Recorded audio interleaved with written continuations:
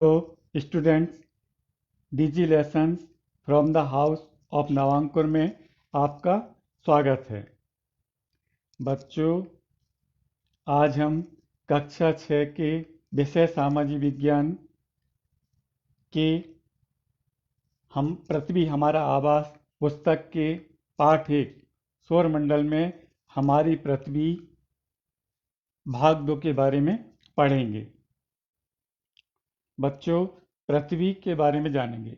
सूर्य से दूरी के हिसाब से पृथ्वी तीसरा ग्रह है। आकार में यह 5वां सबसे बड़ा ग्रह है। यह ध्रुवों के पास थोड़ी चपटी है। यही कारण है कि इसके आकार को भू आम कहा जाता है। भू आब का अर्थ है पृथ्वी के समान आकार। जीवन के लिए अनुकूल परिस्थितियां संभवतः केवल पृथ्वी पर ही पाई जाती हैं। पृथ्वी ना अधिक गर्म है, ना अधिक ठंडी है। यहाँ पानी एवं वायु भी उपस्थित है, जो हमारे जीवन के लिए जरूरी है। वायु में जीवन के लिए आवश्यक गैसें जैसे ऑक्सीजन मौजूद है। इन्हीं कारणों से पृथ्वी सौरमंडल का सबसे अद्भुत ग्रह माना गया है। अंतरिक्ष से देखने पर पृथ्वी नीले रंग की दिखाई पड़ती है, क्योंकि इसकी 2/3 सतह पानी से ढकी है। इसलिए पृथ्वी को नीला ग्रह भी कहा जाता है। अब हम चंद्रमा के बारे में पढ़ेंगे। बच्चों, हमारी पृथ्वी के पास केवल एक उपग्रह है, जिसका नाम है चंद्रमा। इसका व्यास पृथ्वी के व्यास का केवल 1/4 है। यह इतना बड़ा इसलिए प्रतीत होता है क्योंकि यह हमारे ग्रह से अन्य खगोलीय पिंडों की अपेक्षा अधिक पास है। यह हमसे लगभग 3,84,400 किलोमीटर दूर है। अब आप पृथ्वी से सूर्य एवं चंद्रमा की दूरियों की तुलना कर सकते हैं। बच्चों, ये चित्र में आप चंद्रमा को देख रहे हैं। ये अंतरिक्ष से लिया गया चित्र है।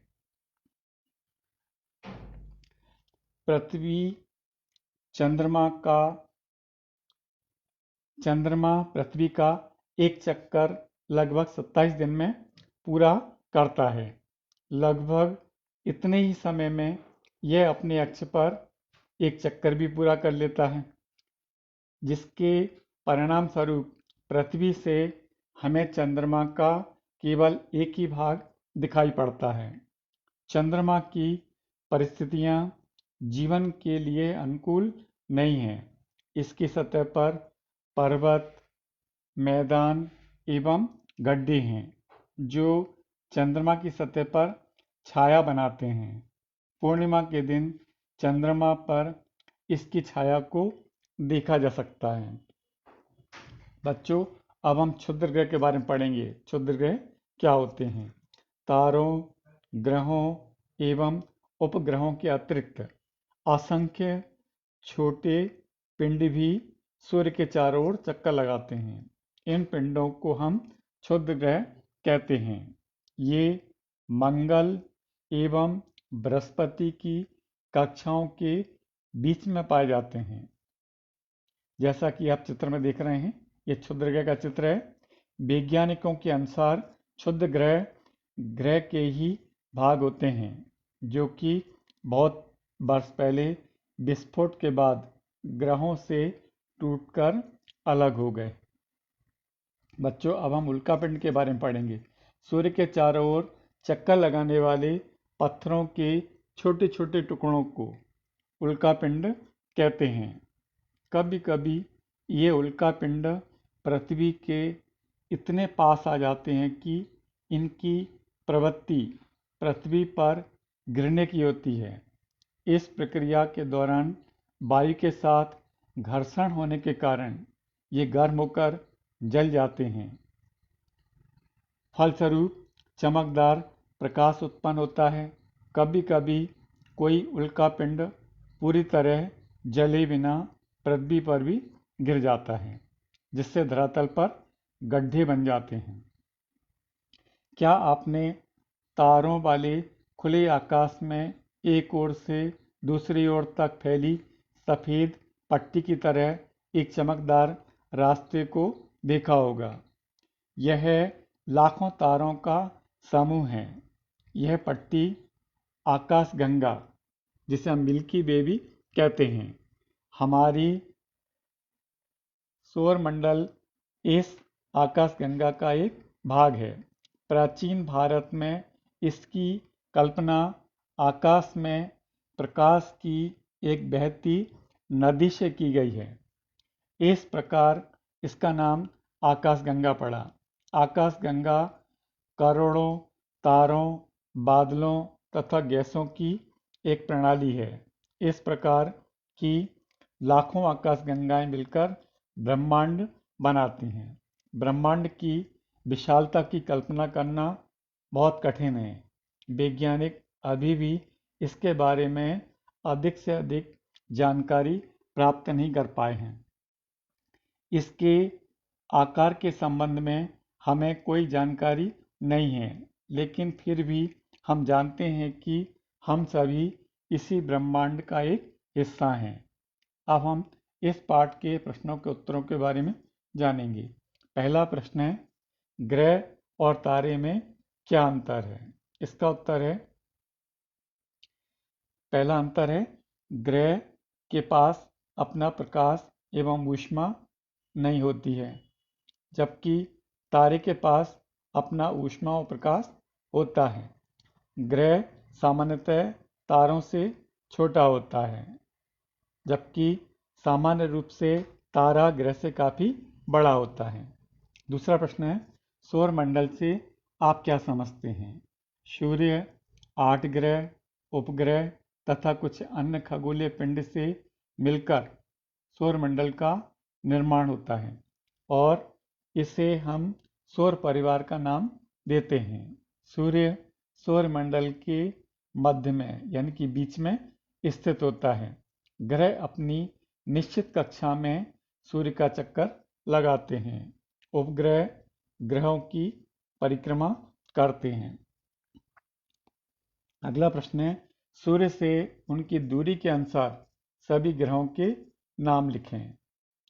इसका उत्तर है, हमारे सौरमंडल में 8 ग्रह हैं।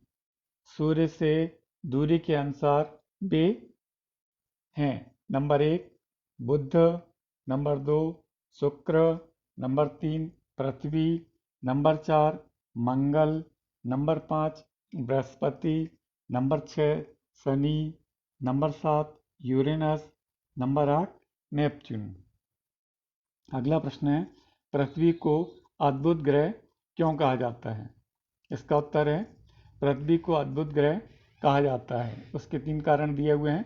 पहला है, जीवन की अनुकूल परिस्थितियां संभवतः केवल पृथ्वी पर ही पाई जाती है। दूसरा है, पृथ्वी पर जल उपलब्ध है जो हमारे जीवन के लिए आवश्यक है। तीसरा है, पृथ्वी पर जीवनदायी गैस ऑक्सीजन और ओजोन परत पाई जाती है।